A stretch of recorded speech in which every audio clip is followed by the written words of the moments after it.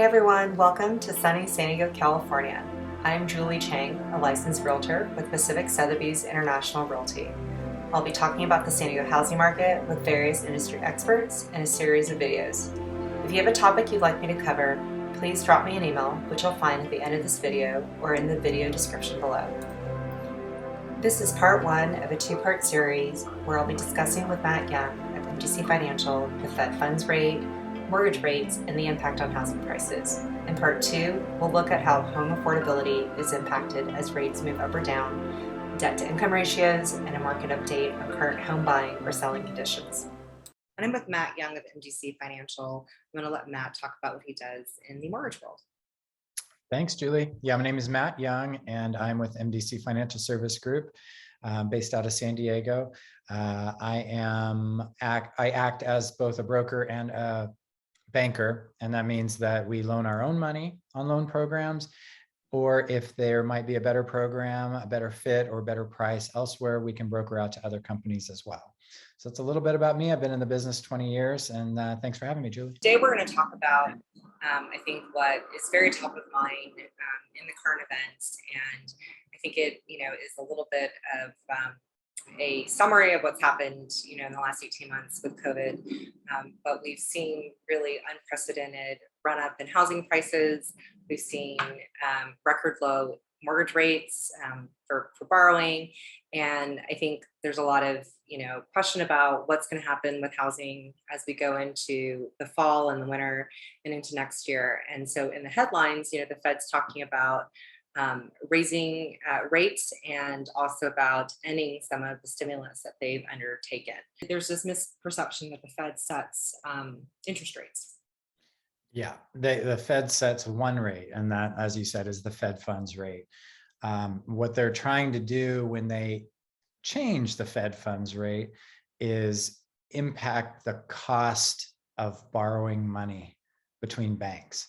And so when they lower the Fed funds rate, that means that they are making the transaction of money, the exchange of money cheaper in an attempt to spur the economy, to get economic activity going by making that money cheaper. And the reverse is true as well. When the economy's kicking up too fast to where it's spurring on inflation, they want to reverse course basically and drop the rates. To increase the rates to kind of slow the economy down. Ultimately, there is no relation really between the Fed funds rate and mortgage rates. The mortgage rates are all based upon what is happening in the economy in general. The point of these two charts is to illustrate that although the common misperception is that when the Fed raises rates, mortgage rates go up, these two charts is meant to basically dispel that misconception. Because as you can see, the Fed funds is a very simplistic chart and looks nothing like the mortgage rates.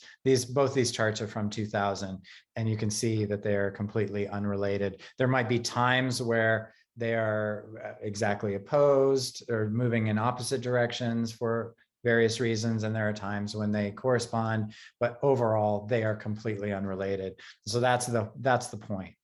When you hear the Fed is doing something with rates, it has nothing to do with mortgage rates. Everyone, has heard about the Great Recession, that effectively, the housing market collapsed, in the 2007 to 2012 timeframe. And it also led to a broad-based economic recession, right? And so, the Fed had never really, or the government had never really encountered this in kind of modern history. And so they actually decided to prop up the housing market and buy mortgage-backed securities and buy US Treasuries. And I think what most people don't know is that your mortgage, my mortgage, everyone's mortgage, is most mortgages that are conventional mortgages are actually packaged up by Fannie Mae and Freddie Mac, Ginnie Mac, Penny, and then sold as mortgage-backed securities, right? So I'm going to kick it back over to you, Matt, and let me talk about that. Right. And so as those loans or mortgage-backed securities are purchased, when there is a big market to purchase those investments, rates tend to soften and come down. What happened in the Great Recession is there was no market to sell this. There was so much uncertainty that nobody wanted to step out on a limb and buy and invest their money into long-term debt and lock it up for 30 years at a given interest rate with no real certainty as to where the economy was going. Tied to housing too, right? The mortgage back, I mean, there are literally pools of mortgages that are sold.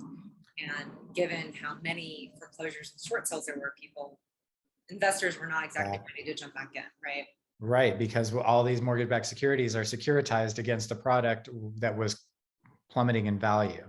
So that's what created that uncertainty. So what the Fed did is they stepped in and said, hey, we will be a huge buyer of these mortgage-backed securities. So they created this artificial demand, which helped keep rates down into a reasonable territory to make borrowing affordable for everyone during that bad period of time of uncertainty. And so that's what kind of bridged the gap between 2007 and 2014, really, which was the big part of the Fed purchasing activity that was going on. They created their own demand.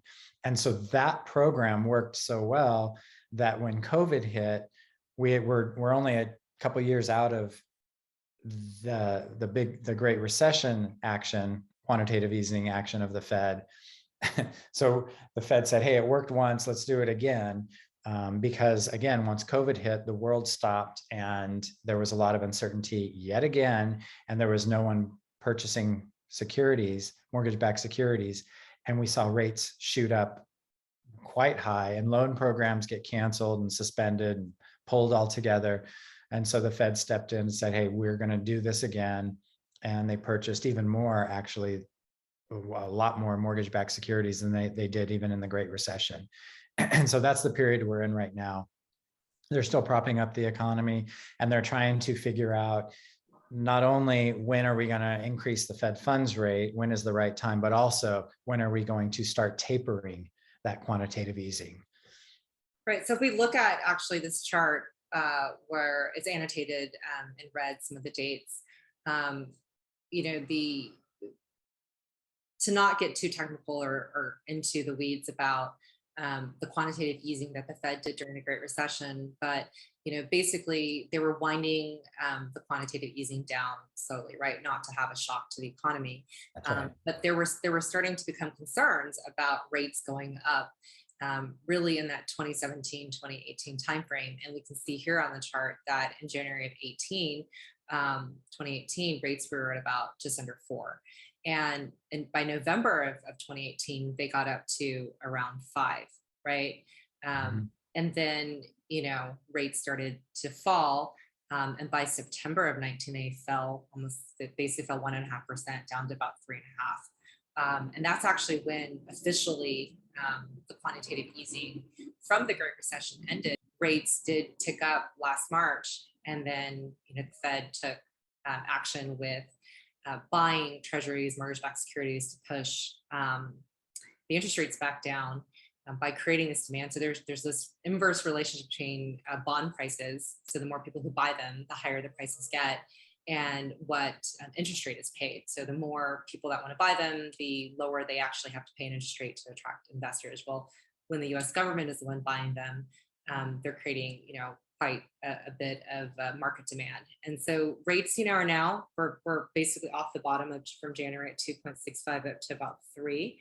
And I'll tell you, most of that increase is because of the discussions about the Fed starting to think about tapering.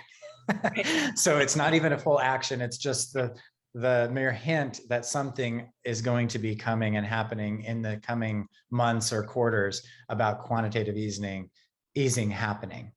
A lot of it is about confidence, right? And what people think is going to happen. And also, I think going back to the Fed funds chart, I mean, I think, to your point, that has really no correlation in terms of movement to actually what's happening in 30-year mortgages.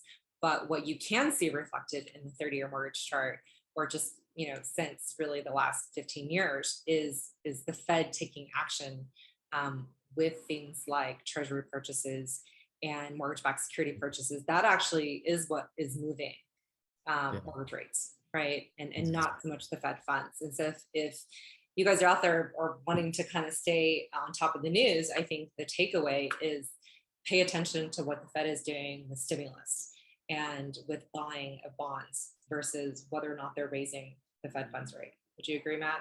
Yeah, absolutely. That's Yeah. that's what it boils down to entirely, are those two things with the Fed right now.